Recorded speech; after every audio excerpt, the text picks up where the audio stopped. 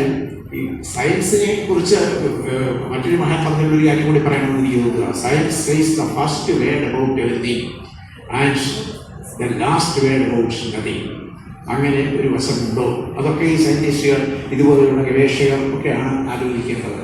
സയൻസിന് എത്തിപ്പെടാൻ കഴിയാത്ത മേഖലകളുണ്ടോ? അതും ആലോചിക്കാം. ഞാൻ നേരത്തെ പറഞ്ഞു, ഈ ഇത്ര വാടിത്ത ഘോഷത്തെ പോലെ വൃത്തികെട്ടിട്ടില്ല മറ്റൊന്ന് മൊഴിയിൽ എന്ന്. അതായത് വിമാനം ഉണ്ടായിരിക്കുമോ, പണ്ട് പുഷ്പവിമാനം ഉണ്ടായിരുന്നല്ലോ, അതുകൊണ്ടാണ് ഇപ്പോൾ വിമാനം ഉണ്ടായത്. അല്ലെങ്കിൽ ഗണപതിയെ രൂപ എടുത്ത് കാണിച്ചിട്ട് പണ്ട് പ്ലാസ്റ്റിക് സർജറി ഉണ്ടായിരുന്നതിൻ്റെ തെളിവാണിത് എന്നൊക്കെ അവകാശവാദം ഉന്നയിക്കുന്ന തലത്തിലേക്ക് ഇത് ജീർണിച്ചു പോകുന്നുണ്ട്. അത്തരം ജീർണതകളിലേക്ക് ശാസ്ത്രം പോകാതിരിക്കുക കൂടി വേണം. അതുകൊണ്ടാണ് ഈ ജവഹർലാലിൻ്റെ ഉടനെയുള്ളവർ ഈ സയൻറ്റിഫിക് ടെമ്പറിനെ കുറിച്ച് പറഞ്ഞത്. ഭരണഘടനയുടെ 51A വകുപ്പായിട്ട് ഇങ്ങനെ ഒന്ന് ചേർത്ത് വയ്ക്കേണ്ടതുണ്ട് എന്നവർക്ക് തോന്നിയതും അതുകൊണ്ടാണ്.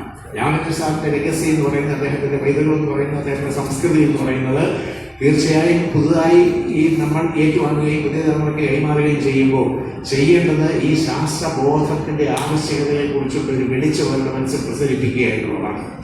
തീർച്ചയായിട്ടും എൻ രാമേന്ദ്രൻ ഫൗണ്ടേഷൻ്റെ പ്രവർത്തനങ്ങളുടെ ഭാഗമായിരിക്കും ഈ സയൻറ്റിഫിക് ടെമ്പറിൻ്റെ ഒരു പ്രസരണം എന്നുകൂടി പറഞ്ഞുകൊണ്ട് ശ്രീ സോമനാഥ് അദ്ദേഹത്തെ പോലെയുള്ള ഒരാൾക്ക് ഈ പുരസ്കാരം സമർപ്പിക്കാൻ കഴിയുന്നതിൽ എൻ രാമേന്ദ്രൻ ഫൗണ്ടേഷനുള്ള അഭിമാനം ഒരിക്കൽ കൂടി അറിയിച്ചുകൊണ്ട് വാക്കുകൾ ഉപസംഹരിക്കുന്നു. നന്ദി, നമസ്കാരം.